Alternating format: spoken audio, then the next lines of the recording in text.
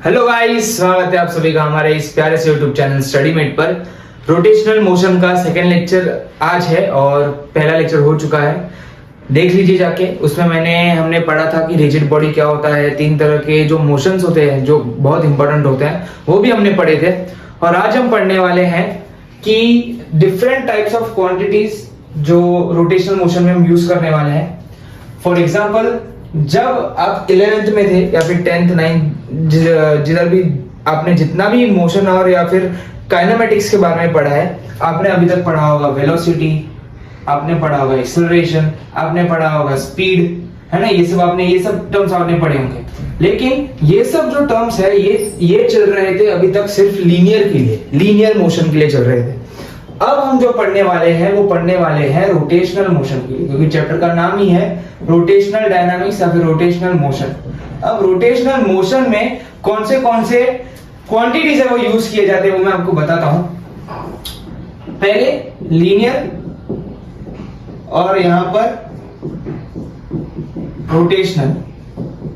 Linear में हम velocity को, यानी कि जो लीनियर वेलोसिटी को हम बोलते थे v, वही रोटेशनल में हम लोग क्या कहेंगे, ओमेगा, यानी कि एंगुलर वेलोसिटी। ये होता है एंगुलर वेलोसिटी। हम लोग लीनियर में एक्सेलरेशन को ए बोलते थे, रोटेशनल में हम अल्फा बोलेंगे। ये होता है एंगुलर एक्सेलरेशन।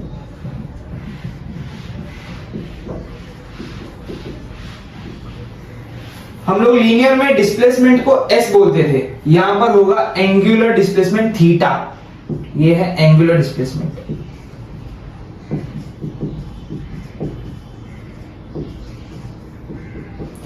हम लोग लीनियर में मास को m बोलते थे, यहां पर मास की जगह हम यूज करेंगे I, जिसे कहते हैं मोमेंट ऑफ इनर्शिया।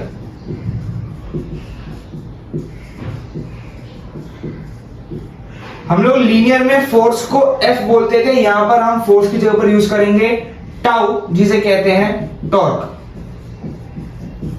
ये सारे टर्म्स, यानी कि वेलोसिटी, वही फील जो वेलोसिटी लीनियर में देती है वही फील आपको ओमेगा रोटेशनल में देगा।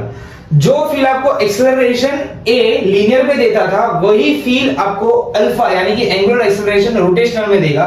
और जो फील आपको फोर्स लीनियर में देता था वही same to same feel torque आपको रोटेशनल में देगा। तो ये सारे सिर्फ अलग अलग नाम चेंज है।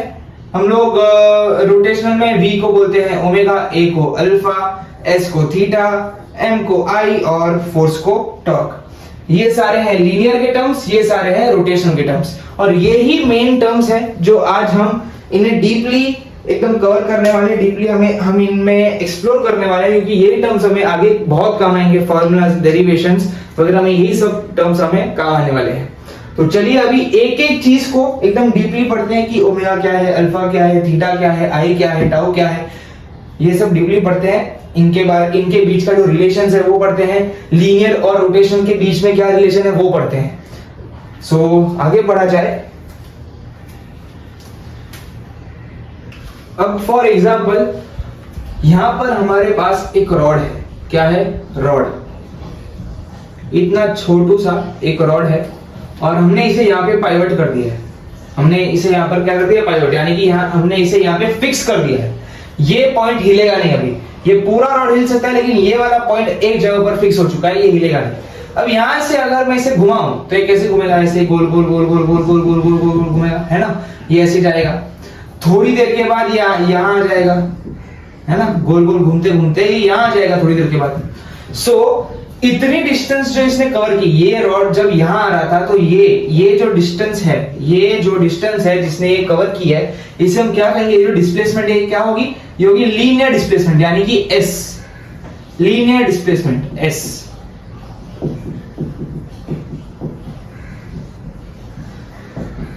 और ये जो एंगल है, ये जो इनके बीच का एंगल है थीटा, वो क्या होगा? Angular displacement. ये क्या है? Angular displacement. और ये जो रॉड का डिस्टेंस, यानी कि अब ये रॉड जो है ये जुम जुम जुम जुम जुम जुम घूम रहा है कि नहीं। अब मैंने एक बात आपको लेक्चर नंबर 1 में बताई थी कि कोई भी रोटेटिंग बॉडी जब रोटेट होती है वो एक एक्सिस के थ्रू रोटेट होती है, एक फिक्स्ड एक्सिस के, कौन सी एक्सिस? फिक्स्ड एक्सिस के थ्रू रोटेट होती है। यानी कि ये जो फिक्स्ड पॉइंट है इसके थ्रू एक क्या पास हो रही है? एक्सिस पास हो रही है। ऐसे ये मार्कर को एक्सिस समझ लो, ऐसे ऐसे ऐसे ऐसे अंदर जा रही है, अभी इसके अंदर सरफेस के 3D में इमेजिन करो क्या हो रहा है। एक्सिस ऐसे ऐसे ऐसे एकदम अंदर जा रही है, मतलब यहाँ ऐसी एक्सिस है, 3D एक्सिस है, यहाँ पे Z एक्सिस में एक्सिस जा रही है, ये पूरी एक्सिस जा रही है, और इस एक्सिस के अलाउंग ये पूरा रॉड जुम जुम जुम जुम रोटेट हो रहा है। समझ गए? Feel I? हाँ, तो ये एक्सिस से लेके एंड पॉइंट तक, एक्सिस से लेके एंड पॉइंट तक ये क्या है? R। डिस्टेंस क्या है? R। तो S क्या है? समझ गए? Linear displacement. इतना पार्ट जो कवर हुआ वो क्या है? Linear displacement. और ये जो थीटा है, ये थीटा, ये क्या है? Angular displacement. और जो डिस्टेंस है वो क्या है? R। हम इसे रेडियस भी कहते हैं। सो अब S पता है, थीटा पता है, R पता है। अब थोड़ी सी फ्लैशबैक में जाएंगे हम लोग कि V क्या होता है? V क्या होता है? वेलोसिटी क्या? उससे पहले रुको, वरना यहां ही आ जाते हैं। वेलोसिटी क्या होता है? Displacement upon time. वेलोसिटी यानी कि डिस्प्लेसमेंट अपॉन टाइम, या फिर मैं ऐसे भी लिख सकता हूं ds/dt, और इसे हम कहते हैं इंस्टेंटेनियस। ये क्या होता है? Instantaneous velocity. अब मुझे लिखनी है एवरेज वेलोसिटी, तो मैं कैसे लिखूंगा? डेल्टा S, यानी कि difference in displacement upon difference in time. Difference in displacement upon difference in time, ये क्या होता है? Average velocity. इंस्टेंटेनियस वेलोसिटी यानी कि ds/dt। इंस्टेंटेनियस यानी कि कैसे होता है कि कोई एक कार है, रोड पे चले जा रही है ना, रोड पे चले जा रही है, इसकी velocity at time t is equal to 2 seconds थी, कितनी? समझो 4 मीटर पर सेकेंड, और at time t is equal to 4 second इसकी जो वेलोसिटी हो गई 6 मीटर पर सेकेंड। अब मुझे जानना है at time t is equal to 2.8 second कितना है। मुझे जानना है क्या है? 2.8 सेकेंड पे इसकी वेलोसिटी क्या है, तो हम कहेंगे इंस्टेंटेनियस। मतलब वो इंस्टेंटेनियस वेलोसिटी नहीं होगी, इंस्टेंटेनियस वेलोसिटी यानी कि एट अ परफेक्ट पॉइंट। मुझे एक परफेक्ट पॉइंट पे उसकी वेलोसिटी जाननी है। एवरेज क्या होता है कि 2 से 4 तक इसकी वेलोसिटी कितनी थी वो मैं जानूंगा, एवरेज पूरा एवरेज ऊपर से। लेकिन मुझे एकदम एग्जैक्ट पॉइंट पे चाहिए, यानी कि at time is 2.8 second, at that point उसकी वेलोसिटी क्या थी, तो ये होगा इंस्टेंटेनियस वेलोसिटी। इसे हम फाइंड करते हैं ds/dt, डिस्प्लेसमेंट अपॉन टाइम। आई होप आपको समझ में आ रहा है। ये हमने पहले भी पढ़ लिया है, बहुत जगहों पर पढ़ लिया है, 11th में, 9th में। वैसे ही जैसे कि वेलोसिटी है, मैंने अभी वापस में बता देता हूं कि वेलोसिटी लीनियर में है, तो एंगुलर में क्या होगा? एंगुलर वेलोसिटी यानी कि ओमेगा। वैसे ओमेगा क्या हो जाएगा? ओमेगा इंस्टेंटेनियस क्या हो जाएगा? d, अगर s है, s लीनियर में है, तो एंगुलर में क्या होगा? थीटा, तो d थीटा बाय dt। इसे रफ होने को थोड़ा अच्छे से रफ होने देते हैं। ये याद रखना, ये अगर आपको याद है तो आप इजीली सब कर सकते हो। तो v है, तो ये v लीनियर में है, ये पार्ट क्या है? लीनियर का पार्ट है। अब अगर मैं रोटेशनल की पार्ट करूं, रोटेशनल वाले पार्ट की बात करूं, तो क्या हो जाएगा? Omega instantaneous will be equal to s की जगह पर थीटा डाल दो, और omega average will be equal to s की जगह पर थीटा डाल दो। आई होप आपको ये समझ में आ रहा है। एकदम इजी सा पार्ट है, जो आप लीनियर में करते थे वैसे ही आपको रोटेशनल में करना है, लेकिन टर्म्स बदल जाते हैं। लीनियर में v है तो रोटेशनल में ओमेगा है, लीनियर में s है तो रोटेशनल में थीटा है। और थीटा, ये जो थीटा है हमेशा रेडियंस में होता है। हमेशा किसमें होता है? रेडियंस में होता है। रेडियन कैसे लिखते हैं? अगर 30 डिग्री है डिग्रीज में, तो रेडियन में क्या हो जाएगा? π/6। 180 डिग्री को हम पाई कहते हैं, 90 डिग्री को हम π/2 कहते हैं। तो ये वाले जो पार्ट्स हैं, पाई वाले, जो ये राइट हैंड साइड वाले जो पार्ट्स हैं, वो हम उसे रेडियंस कहते हैं, इन सारों को हम डिग्रीज कहते हैं। तो हमें अगर कभी भी क्वेश्चन में डिग्री में कुछ दिया हो तो हमें रेडियंस में कन्वर्ट करना है, क्योंकि ये जो थीटा है हमेशा रेडियन में होता है, ये वाला थीटा भी हमेशा रेडियन में होगा। और रेडियन की साइन ऐसे होती है, ऐसे चांद जैसी। डिग्री ऐसे होता है, रेडियन ऐसे होता है। समझ गए? ये सब पता होना बहुत जरूरी है। तो ये सारी बेसिक चीजें इसे नोट करके रखना, क्योंकि बाद में ऐसी छोटी छोटी मिस्टेक्स में बोर्ड से ही मार्क्स करते हैं और सीटी ही मार्क्स करते हैं। तो instantaneous velocity, average velocity, instantaneous angular velocity, average angular velocity आपको क्लियर हो गया है ऐसे मुझे लग रहा है। अब आगे बढ़ते हैं। अब बात करते हैं एंगुलर वेलोसिटी के डायरेक्शन की। किसके डायरेक्शन की? ओमेगा के डायरेक्शन की बात करते हैं कि ओमेगा की डायरेक्शन कैसे डिफाइन होगी। हम ओमेगा की डायरेक्शन ढूंढते हैं right hand thumb rule, right hand thumb rule, RHTR, right hand thumb rule से। कैसे?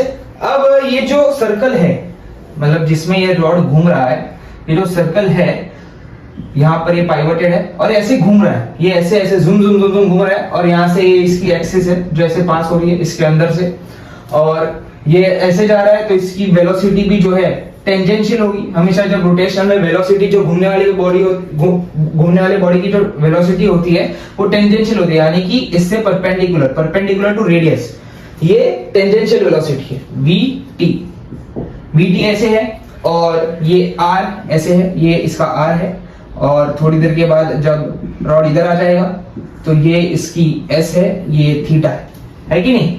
अब जब वेलोसिटी वहां जा रहा है और ये बॉडी ऐसे झूम झूम झूम झूम घूम रही है, तो राइट हैंड थंब रूल तो सबको पता होगा, अपनी जो फिंगर्स है, फिंगर्स इसे इसके मोशन के डायरेक्शन में कर्ल करिए, इस बॉडी के मोशन के डायरेक्शन में कर्ल करिए तो ये ऐसे आ रहा होगा, कर्ल करिए ऐसे आ रहा होगा, कर्ल करिए ऐसे आ रहा होगा, यानी कि इसकी जो डायरेक्शन है, किसकी डायरेक्शन? ओमेगा की डायरेक्शन, एंगुलर वेलोसिटी की डायरेक्शन ये साइड है, ये साइड है। ऐसे कर्ल करिए ये साइड, ऐसे कर्ल करिए ये साइड। अगर बॉडी ऐसे ऐसे ऐसे घूम रही होती, ऐसे नीचे की तरफ घूम रही होती, तो हम कैसे करते? इसके मोशन के डायरेक्शन में ऐसे ऐसे। कैसे? अगर बॉडी ऐसे घूम रही है तो ऐसे कर्ल करिए तो एंगुलर वेलोसिटी अंदर की तरफ होती। कौन सी तरफ? अंदर की तरफ। अभी इस एग्जांपल में बाहर की तरफ है, एंगुलर वेलोसिटी बाहर की तरफ है। तो आई होप आपको इसका डायरेक्शन कैसे ढूंढना पता चल गया होगा।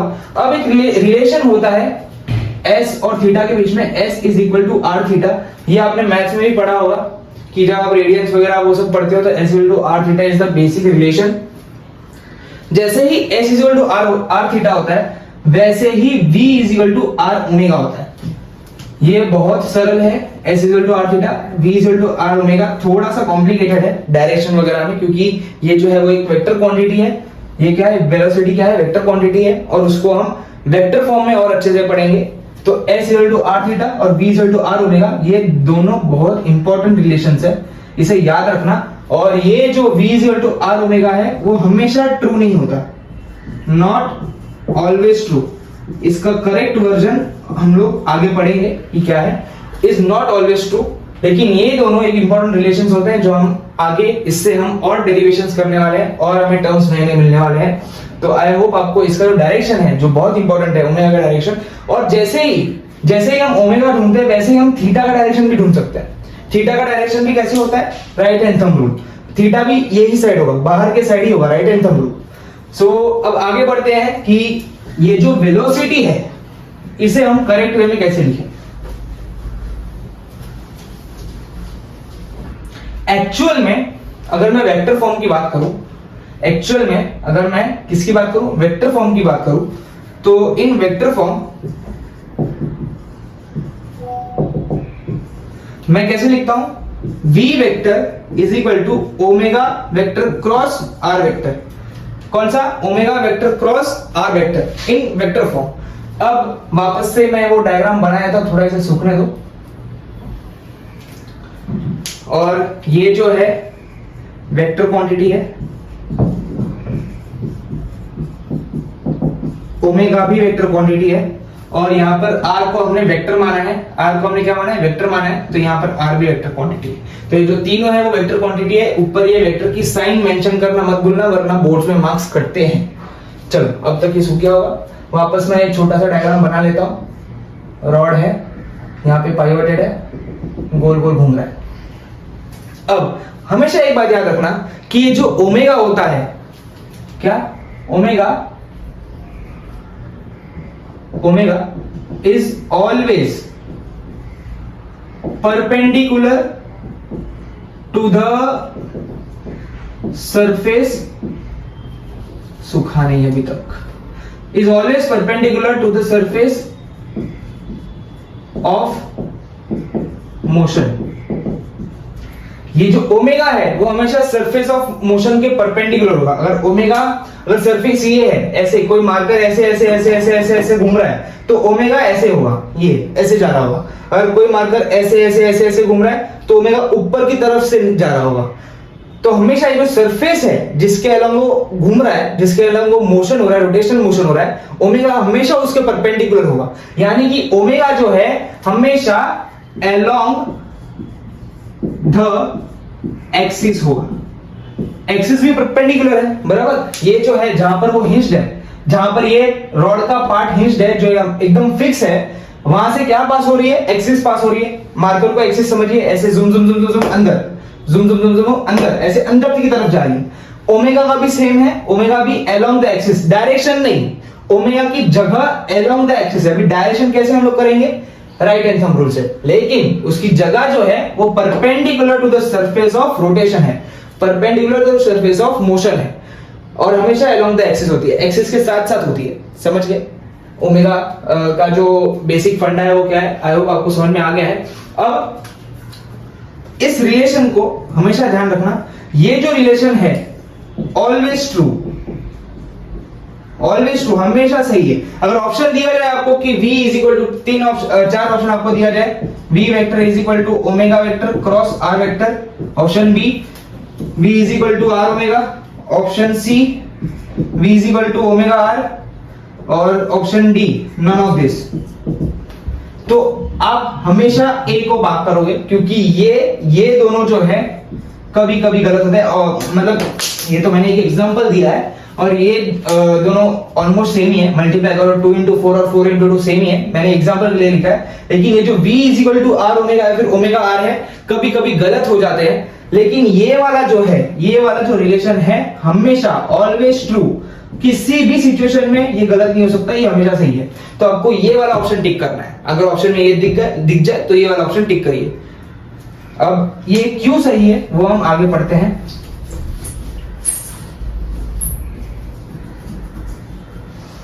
अब ये जो इसका मोशन है, ये जो इसका रॉड का मोशन है,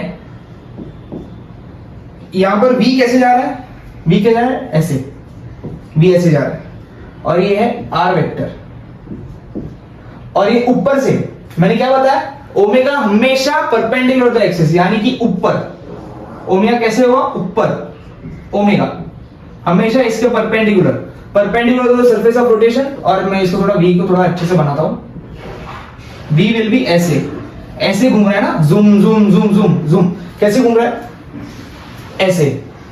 फॉर एग्जांपल अगर मैं बताऊं, ऐसे ऐसे ऐसे ऐसे घूम रहा है, तो v कैसे होगा, v ऐसे एकदम अंदर, अंदर की तरफ। ये भी थोड़ा और अच्छे से मैं समझा देता हूं कि कोई एक डिस्क ऐसे घूम रही है, कोई एक डिस्क ऐसे समझो कि ये डिस्क है, ये ऐसे घूम रही है, ये डिस्क ऐसे घूम रही है, तो ओमेगा जो है वो ऐसे होगा, परपेंडिकुलर टू द सरफेस।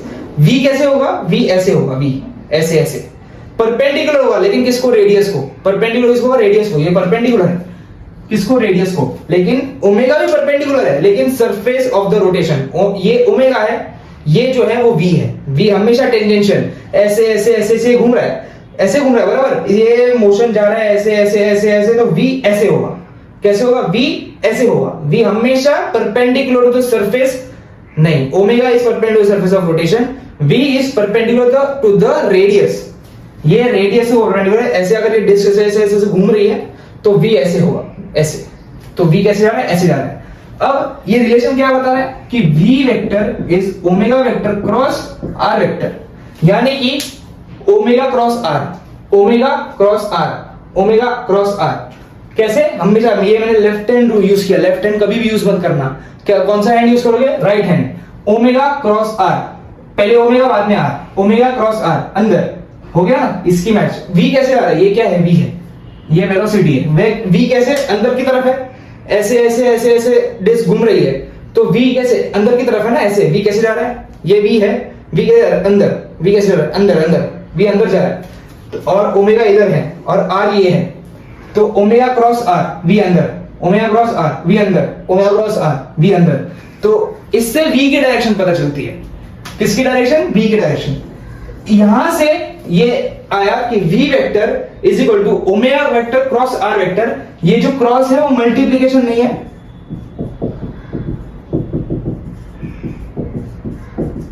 ये क्रॉस प्रोडक्ट है।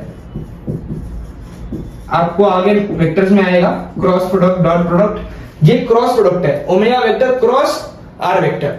आई होप आपको ये वाला कॉन्सेप्ट समझ में आया। अब थोड़ा आगे बढ़ते हैं। अब अभी तक हम लोग v r ओमेगा में खेल रहे हैं, अभी a में अल्फा में जाते हैं, आगे पढ़ते हैं, बने रहिए। अब एक और चीज मैं आपको ओमेगा और v के बारे में बताना चाहूंगा कि वापस मैं वही डायग्राम बना लेता हूं, लेकिन थोड़ा सा बड़ा इस बार।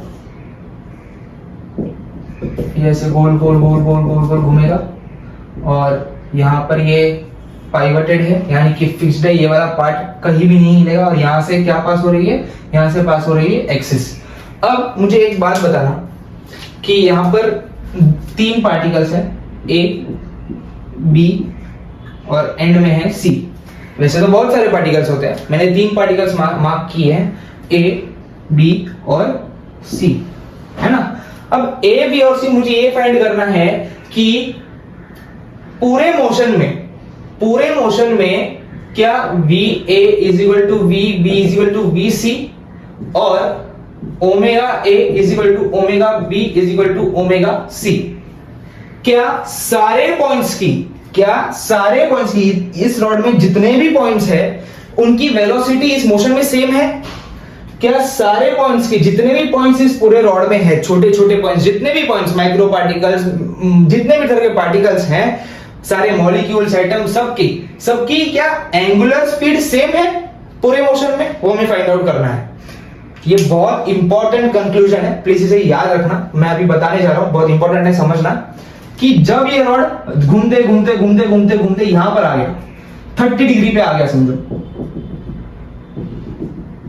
यहां पर आ गया, ये पॉइंट ए यहां से होके कहां आ जाएगा? यहां पे आ जाएगा ए। पॉइंट बी घूम घूम के कहां आ जाएगा? यहां पर आ जाएगा बी। सी घूम घूम के कहां आ जाएगा? यहां पर आ जाएगा।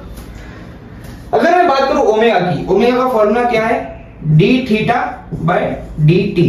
क्या है? D theta by D T, यानी कि थीटा और टी पे डिपेंड करता है। ओमेगा किस पे डिपेंड करता है? थीटा पे और टी पे। तो अगर मैं थीटा की बात करूं, मैंने कितना डिग्री घुमा है? 30 डिग्री। ये जो रॉड है 30 डिग्री ऐसे हो गया, तो पॉइंट ए जो था कितना डिस्प्लेस हुआ? 30 डिग्री। पॉइंट बी कितना डिस्प्लेस हुआ? वो भी 30 डिग्री डिस्प्लेस हुआ। पॉइंट सी जो है वो भी कितना घुमा? वो भी 30 डिग्री घुमा।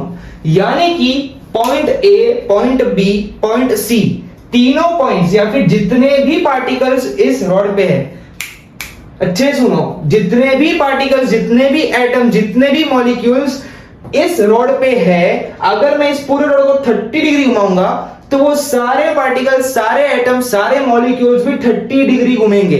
कितने डिग्री घूमेंगे? 30 डिग्री। सारे के सारे एक साथ 30 डिग्री घूमेंगे, यानी कि एंगल तो सबका सेम है, यानी कि थीटा तो सबका सेम है और टाइम भी ऑफ कोर्स सबका सेम ही होगा, तो ओमेगा भी सेम है, बराबर।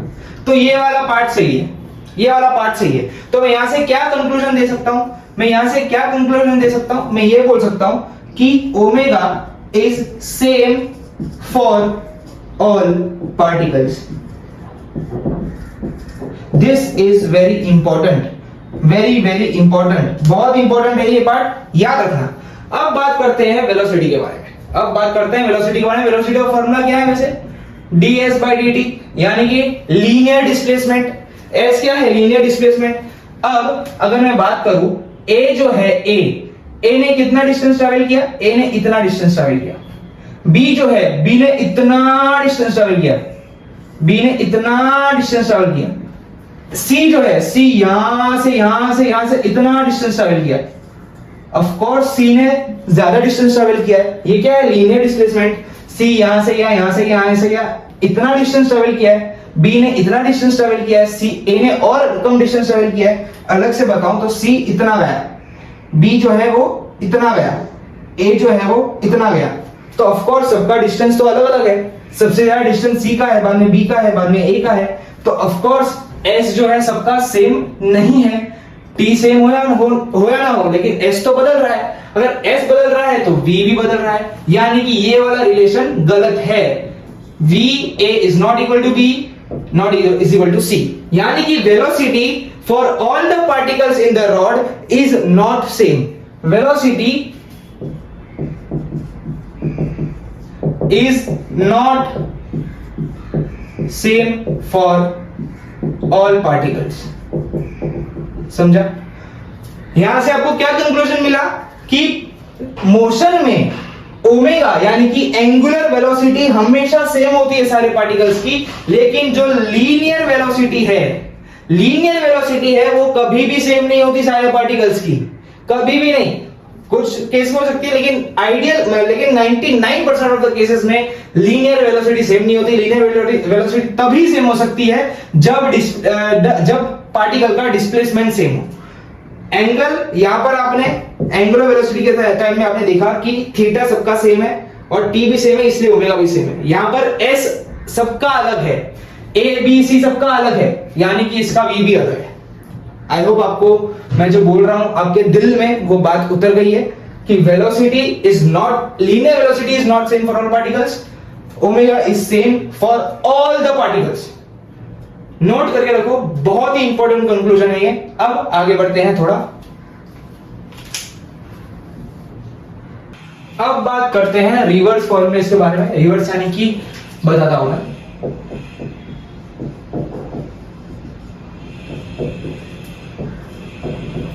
जैसे कि v होता है ds बाय dt और ओमेगा होता है d थीटा बाय dt। अब इन दोनों फॉर्मूले में से अब ये जो फॉर्मूला है, अब इसमें से मुझे s की वैल्यू निकालनी है, तो मैं s की वैल्यू कैसे निकालूंगा? dt वहां गया, v के पास मल्टीप्लाई होगा, इज इक्वल टू के उस साइड जाएगा तो डिवीजन मल्टीप्लिकेशन में बदलेगा, मल्टीप्लिकेशन डिवीजन में बदलेगा, तो ये ds ऐसे हो जाएगा, ds will be equal to v dt। ऐसे लिख देता हूं मैं, ds will be equal to v dt। अब दोनों तरफ इंटीग्रेशन डाल दो, तो ds बन जाएगा s और ये बन जाएगा v dt। vs बन जाएगा s। ds का हमेशा ध्यान रखना, ds का इंटीग्रेशन होता है s, dy का इंटीग्रेशन होता है y, dx का इंटीग्रेशन होता है x, यानी कि जो लेटर है वो वहीं पे आ जाएगा। समझ गए? जो लेटर है वो वहीं पे आ जाएगा, यानी कि जो s है वो क्या हो जाएगा? Integration of v dt। अब वैसे ही अगर मुझे यहाँ पे थीटा की वैल्यू निकालनी है तो मैं dt को वहां भेज दूंगा, तो d थीटा हो जाएगा ओमेगा इंटू dt। दोनों तरफ इंटीग्रेशन डाल दो, तो ये d theta is equal to omega dt और वापस ही हो जाएगा dt। समझ गए? s कैसे निकालना है और थीटा कैसे निकालना है? s कैसे निकालोगे? Integration of linear velocity into dt। Theta कैसे निकालोगे? Integration of angular velocity into dt। समझ गए? बहुत इजी था ये, ज्यादा मैंने कुछ इसमें रॉकेट साइंस नहीं बताया आपको, सिर्फ मैंने रिवर्स फॉर्मूला बताया कि अगर v दिया हो और आपको s निकालना है तो आप कैसे निकालोगे? इंटीग्रेट करोगे। अगर ओमेगा दिया हो और आपको थीटा निकालना है तो वापस आप इंटीग्रेट कर दोगे, किसको? ओमेगा और dt को। अब बात करते हैं एक्सेलरेशन के बारे में। किसके बारे में? एक्सेलरेशन। आपने 9th में पढ़ा ही होगा कि एक्सेलरेशन बेसिकली 3 टाइप के होते हैं। वो तो बहुत बेसिक थे कि positive acceleration, negative acceleration, zero acceleration. पहले तो एक्सेलरेशन होता क्या है, एक्सेलरेशन क्या होता है, थोड़ा मैं बेसिक में जाना चाहूंगा, क्योंकि बहुत लोग हैं जिनके बेसिक्स थोड़े अनक्लियर है, क्योंकि बेसिक्स क्लियर होने बहुत जरूरी है। तो एक्सेलरेशन क्या होता है? एक्सेलरेशन होता है change in velocity upon time. Acceleration जागरूक कब होती है? एक्सेलरेशन नाम की ये जो फीलिंग है वो जागरूक कब होती है? जब चेंज इन वेलोसिटी हो, जब वेलोसिटी में बदलाव आए। जैसे कि फॉर एग्जांपल अगर एक स्लाइड में आप बैठे हो, जब आप ऊपर हो तो यहां पर जब स्लाइड करना स्टार्ट करते हो तो आपकी वेलोसिटी बहुत स्लो होती है, यानी कि लो होती है। मिडल पहुंचते यहां तक पहुंचते यानी कि मिडल तक पहुंचते आपकी वेलोसिटी एकदम हाई हो जाती है, और बॉटम तक पहुंचते आपकी वेलोसिटी क्या हो जाती है? 0। तो यहां पर आपकी वेलोसिटी चेंज हो रही है, लो, हाई और 0। तो इस वाले मोशन में आपका एक्सेलरेशन जागरूक होगा, यानी कि आपके अंदर एक्सेलरेशन आ जाएगा, जिसका नाम होता है a। अब ये तो जो मैंने बताया वो लीनियर में होता है कि नहीं? वो क्या होता है? लीनियर में होता है। थोड़ा सा फ्लैशबैक वापस मैं आपको देता हूं कि S को रोटेशनल में थीटा, V को रोटेशनल में ओमेगा, वैसे ही A भी दो तरह के होते हैं, टेंजेंशियल और सेंट्रीपिटल। इसको हम रोटेशनल में अल्फा बोलते हैं। क्या बोलते हैं? अल्फा। ये है टेंजेंशियल एक्सेलरेशन, ये है सेंट्रीपिटल एक्सेलरेशन और ये है एंगुलर एक्सेलरेशन। तीनों को अच्छे से समझेंगे और तीनों को अच्छे से समझेंगे। अब एक बॉडी है, यानी कि एक रॉड है। हमेशा हम लोग यहाँ पर रिजिड बॉडी ही लेंगे। क्यों?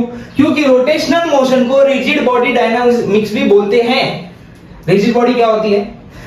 इंटरनल पॉइंट्स का डिस्टेंस चेंज नहीं होना चाहिए। वो मैंने डिटेल में लेक्चर में बता दिया है, नहीं दिखा है तो देख लो। तो ये रॉड जो है गोल गोल गरबा कर रहा है कि नहीं? गोल गोल घूम रहा है। अब ये रॉड जब घूम रहा है, इस पे दो एक्सेलरेशन लग रहे हैं। कौन से एक्सेलरेशन लग रहे हैं? एक तो सेंट्रीपिटल और एक टेंजेंशियल। कौन से?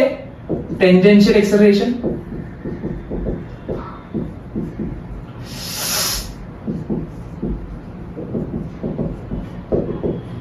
टेंजेंशियल एक्सेलरेशन क्या होता है कि आपको टेंजेंट का मतलब तो पता है ना, कि कोई सर्कल है, सर्कल के ऊपर से एक लाइन पास हो रही है, सर्कल के ऊपर से सरफेस से जो लाइन पास हो रही है हम उसे क्या बोलते हैं? टेंजेंट बोलते हैं। तो वैसे ही हमने VT भी देखा, यानी कि टेंजेंशियल वेलोसिटी कैसे पास होती है, जूम करके ऐसे पास हो जाती है। तो वैसे ही टेंजेंशियल एक्सेलरेशन जो है टेंजेंशियल होता है, AT, सरफेस के अलोंग। कैसे अलोंग? सरफेस के अलोंग। अब जो AC होता है, यानी कि सेंट्रीपिटल, कौन सा पिटल? सेंट्रीपिटल एक्सेलरेशन हमेशा होता है टूवर्ड्स द रेडियस, यानी कि ऐसे, सॉरी, टूवर्ड्स द सेंटर, हमेशा सेंटर की तरफ ऐसे। ये क्या है? AC। ये है AT, ये है AC, ये है AT, ये है AC। समझ गए? AC ऐसे, AT ऐसे, AC ऐसे, AT ऐसे। समझ गए? सेंट्रीपिटल और टेंजेंशियल एक्सेलरेशन क्या होता है ना? सेंट्रीपिटल और टेंजेंशियल एक्सेलरेशन क्या होता है? ये ऊपर, ये इधर, ये ऊपर, ये इधर। अब आपको और एक चीज मैं बताना चाहूंगा कि जो टेंजेंशियल एक्सेलरेशन है और ये जो AC है, इससे और एक एक्सेलरेशन हम ढूंढ सकते हैं, जिसे हम कहते हैं नेट एक्सेलरेशन। कौन सा acceleration? Net acceleration. Net acceleration कैसे ढूंढेंगे? ये जो है, ये क्या एक दूसरे को परपेंडिकुलर है, बराबर। अब इन दोनों का नेट, अब मैं दोनों तो अभी मुझे ऐसा चाहिए कि ये जो पूरा मोशन हो रहा है, मुझे ओवरऑल एक्सेलरेशन चाहिए। मुझे दो एक्सेलरेशन नहीं चाहिए, AT AC मुझे दो नहीं चाहिए, मुझे सिर्फ एक ही एक्सेलरेशन चाहिए। इन दोनों कॉम्बिनेशन एक एक्सेलरेशन मुझे बना के दो। तो कैसे बनाएंगे? A नेट क्या होगा? A नेट क्या होगा? Root under AC square plus AT square. A net क्या होगा? Root under AC square plus AT square. AT का फॉर्मूला क्या है? AT का नॉर्मल फॉर्मूला एक्सेलरेशन क्या होता है? Change in velocity upon time. AC का फॉर्मूला क्या है? AC का फॉर्मूला है V स्क्वायर बाय R। क्या? V square by R। AT में थोड़ा और अच्छे से लिख देता हूं कि change in velocity upon time, यानी कि मैं इसे dv बाय dt भी लिख सकता हूं। AT ऐसे लिखते हैं, dv बाय dt। AT कैसे लिखते हैं? dv by dt। और सेंटीमीटर एक्सेलरेशन AC कैसे लिखते हैं? v square by r। और A नेट कैसे लिखते हैं? Root under AC square plus AT square. AT ऐसे, AC ऐसे, और दोनों का नेट, यानी कि दोनों का कॉम्बिनेशन अगर मुझे निकालना है तो root under AC square plus root under AT square, ये A नेट होगा। आई होप आपको AT, AC और A नेट तीनों समझ गए एकदम अच्छे से। अब हम बात करते हैं एंगुलर एक्सेलरेशन। अब हम बात करते हैं किसके बारे में बात करेंगे अभी हम लोग? अल्फा के बारे में। थोड़ा इसे सूखने दो प्लीज, इसे नोट करिए, ये बहुत इंपॉर्टेंट है आपके लिए। और ये छोटी छोटी बातें आपको बाद में मार्क्स दिलाती हैं। फॉर अभी सिर्फ एक्सेलरेशन, ये जो सेंट्रीपिटल एक्सेलरेशन सिर्फ एक्सेलरेशन नहीं होता, सेंट्रीपिटल फोर्स भी होता है। सेंट्रीपिटल फोर्स का फॉर्मूला क्या होता है? कुछ कुछ जगहों पर आप लोग लिखते हो Fc is equal to mv²/r। यहां पर जो v²/r क्या है? AC। फोर्स का फॉर्मूला क्या है? ma, बराबर। लीनियर फोर्स क्या होता है? F is equal to m है। वैसे ही सेंट्रीपिटल फोर्स होता है Fc is equal to mac, यानी कि AC क्या है? v²/r। समझ गए? थोड़ा सा मैं आपको रिलेट करवा रहा था, थोड़ी सी फील दिलवा रहा था कि ये क्या होता है। अब इसके बारे में मैं और थोड़ा बताना चाहूंगा कि क्या होता है। अब ये जो AT है, AC तो हमेशा टुवर्ड्स द सेंटर ही होगी, बराबर। AC हमेशा किसकी तरफ होगी? Towards the centre. अब ये जो AT है इसकी डायरेक्शन चेंज हो सकती है। AT की डायरेक्शन चेंज हो सकती है। कैसे चेंज होगी? अब मेरे को एक बात बताओ। कौन सी बात बताओ? मेरे को एक बात बताओ, ये AT और AC क्यों आया? AT क्यों आएगा? जब वेलोसिटी में चेंज होगा। वेलोसिटी में चेंज क्या हमेशा होगा? वेलोसिटी क्या, इससे पहले मैं आपको और एक पॉइंट डिस्कस करना चाहूंगा कि वेलोसिटी हमेशा चेंज होती है। ये जो सर्कुलर इसका जो मोशन है, रोटेशनल मोशन है, हमेशा वेलोसिटी चेंज होगी। कुछ बोलेंगे हाँ, अगर वेलोसिटी की मैग्नीट्यूड है अगर 4 मीटर पर सेकेंड ही अगर ये घूम रहा है तो चेंज नहीं होगी, है ना? लेकिन चेंज होगी। क्या है? वेक्टर जो है, अरे यार सुख जा जल्दी। हाँ, वेक्टर जो है, वेलोसिटी जो है वो वेक्टर क्वांटिटी है। वेलोसिटी कौन सी क्वांटिटी है? Vector quantity. Velocity is a vector quantity.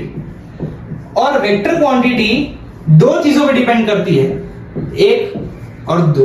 एक है डायरेक्शन,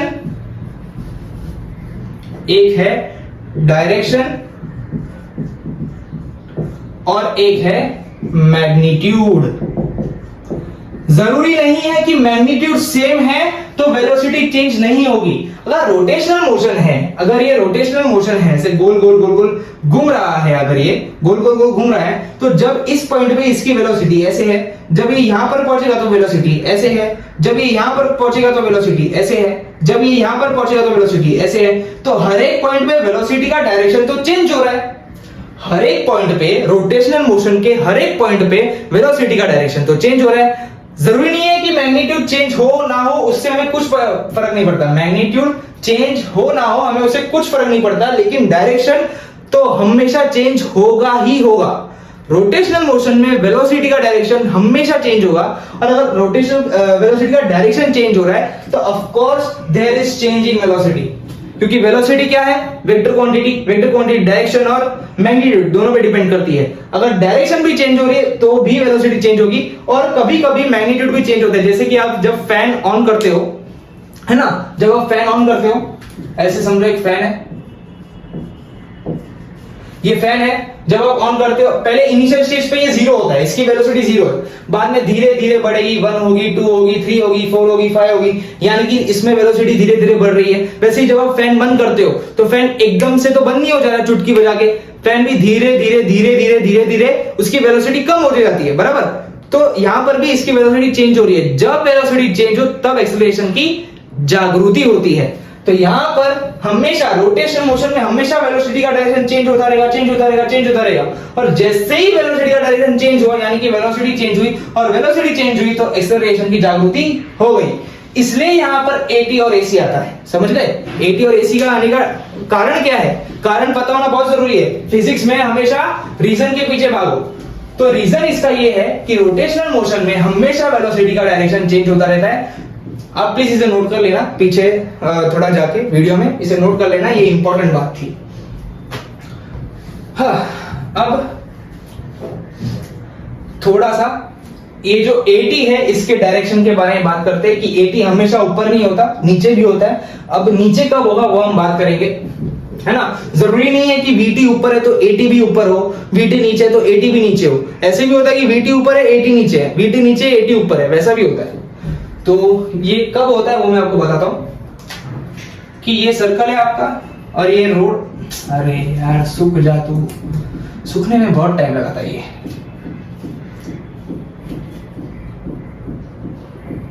आपने ये 9th में पढ़ाई होगा कि जब वेलोसिटी किसी भी चीज की बढ़ती जाती है तो एक्सेलरेशन वेलोसिटी के साथ होता है। यानी कि वेलोसिटी और एक्सेलरेशन एक ही डायरेक्शन में होते हैं, और जब वेलोसिटी किसी बॉडी की घटती जाती है तो एक्सेलरेशन वेलोसिटी के ऑपोजिट में डायरेक्शन में होता है। वो मैं अभी आपको बताता हूं। ये इसका सर्कल है और बॉडी यहां पर है, ये रही बॉडी। अब ये है vt समझो ऊपर है। अब टाइम के साथ अगर वेलोसिटी बढ़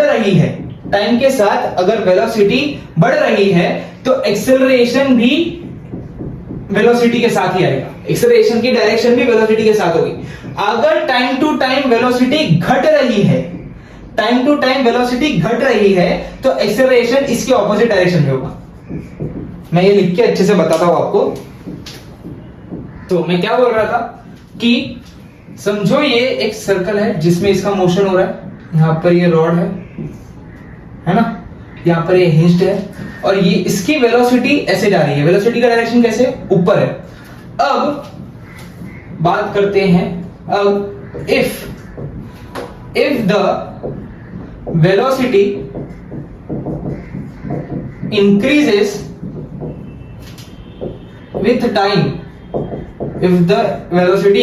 with time, then at is in the direction of vt, यानी कि vt is parallel to at, यानी कि at भी ऊपर होगा। अगर vt बढ़ते जा रहा है तो at भी ऊपर होगा। और अगर if the velocity decreases with time, at is in opposite direction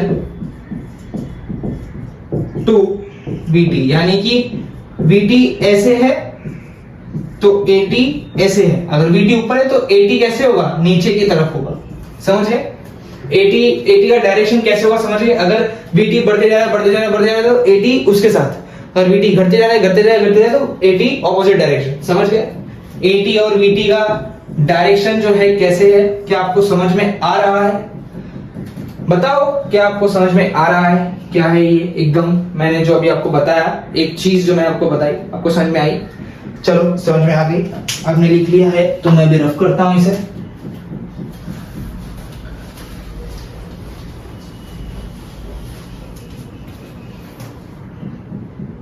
अब बात करते हैं एंगुलर एक्सेलरेशन यानी कि अल्फा की।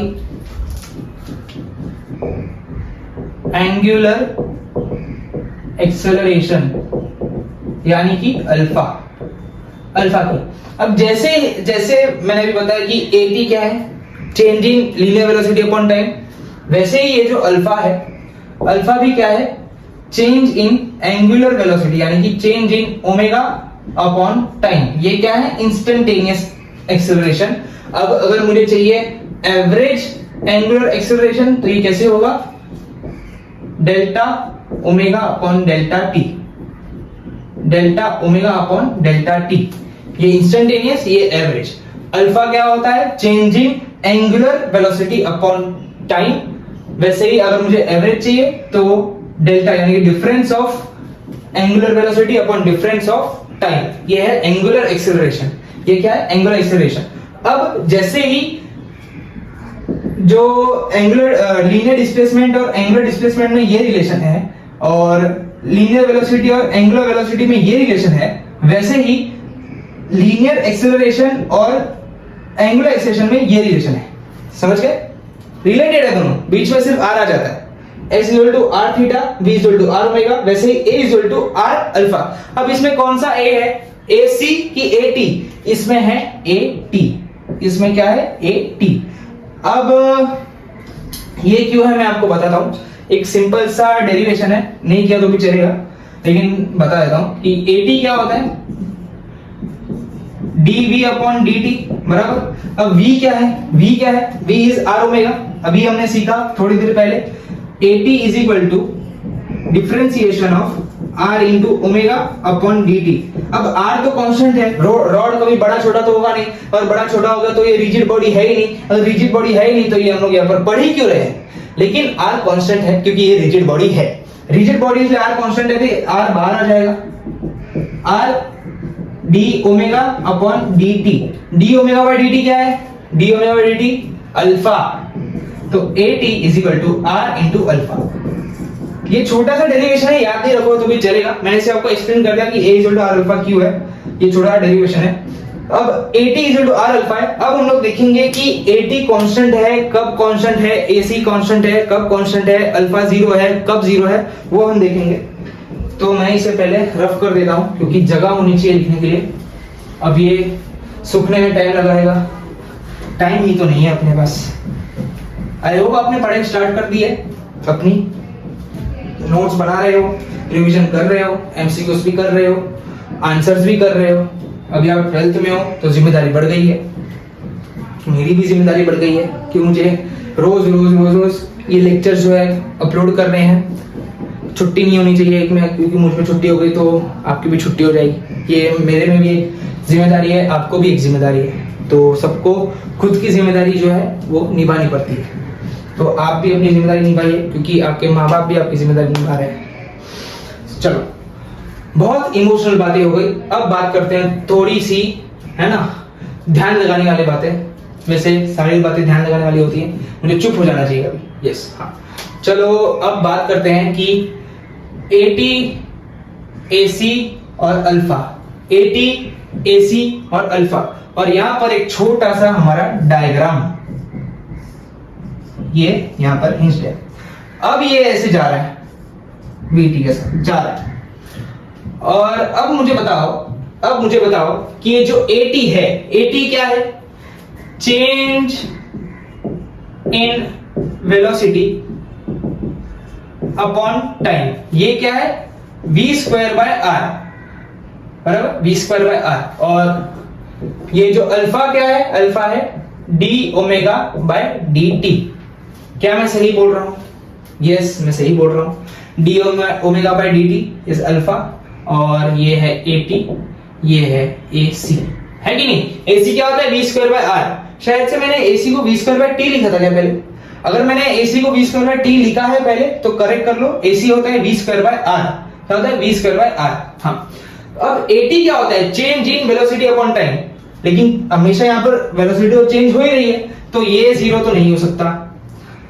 अब AC की बात करते हैं, किसकी बात करते हैं, AC की बात करते हैं। अगर हाँ, ये जीरो हो सकता है अगर बॉडी एक जगह पर रुक जाए तो। ये कब जीरो हो जाए, जब एक बॉडी एक जगह पर रुक जाए तो, या फिर इसकी जो वेलोसिटी है एकदम जीरो हो जाए, यानी कि वो रुक जाए तो। अगर ये जो है रोटेशनल मोशन रुक जाए तो ये जीरो हो जाएगा। कब जीरो होगा, जब body is in steady position. समझ गए, body is in steady position. अब ये क्या है, ये तो कभी जीरो नहीं हो सकता, क्योंकि ये इस पे तो डिपेंड करता नहीं है कि वेलोसिटी चेंज हो रही है कि नहीं हो रही। तो ये कब जीरो होगा, ये कब जीरो होगा, ये भी तभी जीरो होगा जब इसको थोड़ा सा मैं अच्छे से लिखता हूं, व्हेन वेलोसिटी इज कांस्टेंट और बॉडी स्टॉप्स।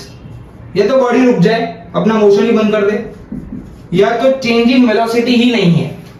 ये कब होगा, AC is equal to zero, कब, व्हेन बॉडी स्टॉप्स। V ही जीरो हो जाए, वेलोसिटी है ही नहीं, जीरो। ये कब जीरो होगा, ये तब जीरो होगा, ये तब जीरो होगा जब इसमें भी ये कब जीरो होगा, जब ओमेगा चेंज होना बंद कर देगा, यानी कि ओमेगा इज कांस्टेंट और बॉडी स्टॉप्स। मैंने सबकी कंडीशन बता दी है। और ये जो पाइवेटेड पोजीशन पे जो है, जो पाइवेटेड पोजीशन पे है, अब फॉर एग्जांपल आप जो है एक सर्कल में बैठे हो, है ना, आप समझो मेरी गो राउंड में बैठे हो, और जो बीच वाला जो रॉड होता है वो आपको बना दिया गया है। मेरी गो राउंड है पूरा, आपको बीच का रॉड बना दिया गया है। तो जब मेरी गो राउंड घूमेगा, आप घूमना स्टार्ट करोगे नहीं, ऑफकोर्स आप बीच में हो, आपके आजू बाजू वाले सब ऐसे ऐसे ऐसे ऐसे ऐसे ऐसे घूमेंगे, आपको सब घूमते हुए दिखेंगे, लेकिन आप नहीं घूमोगे। तो आपका जो एंगुलर वेलोसिटी है, आपका जो एंगुलर वेलोसिटी है वो जीरो होता है। Angular velocity of pivoted is zero, यानी कि इसका अल्फा भी जीरो। समझ गए? ये बात मुझे बतानी थी, क्या आप समझ गए? इतना पार्ट आपको समझ में आ गया।